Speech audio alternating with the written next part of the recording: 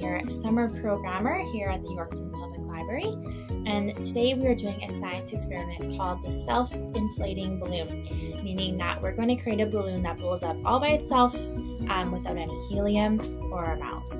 So the materials you need for this is baking soda, some vinegar, a plastic water bottle, a balloon, and a measuring cup. You're going to need 1 tablespoon and 1 teaspoon for this experiment, and then a funnel or something that you're able to pour your vinegar into a balloon to make it easy for you. Okay, so the first step you're going to do is you're going to add 1 tablespoon of baking soda into the bottom of your water bottle like I did here. The second step is to put 4 teaspoons of vinegar into your balloon. So this is where things get a little tricky. So you're going to want to take your funnel and put it at the top. Okay, and you'll measure out your vinegar. Let's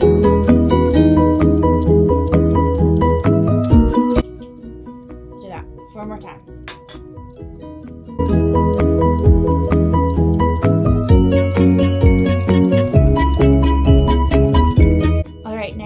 So the vinegar is in the balloon ready to go. The baking soda is in the water bottle ready to go. So this next step can be a little challenging, so you might want to get an adult to help you with this.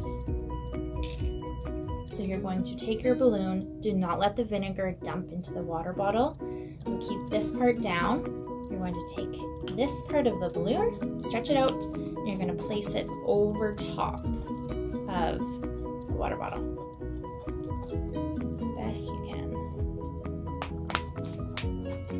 So it should look like this. So the liquid is still down here and it hasn't gone into our water bottle yet.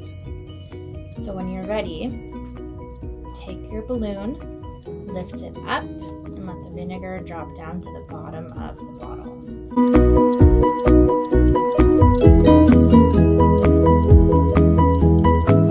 So there we go, it's inflating all by itself.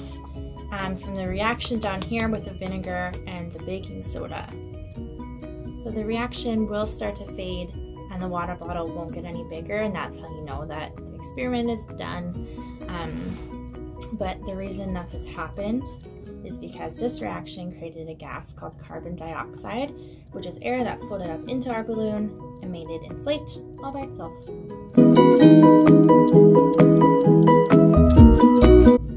Thanks for following along this week, you guys, and we'll see you next week for some more fun experiments. Bye!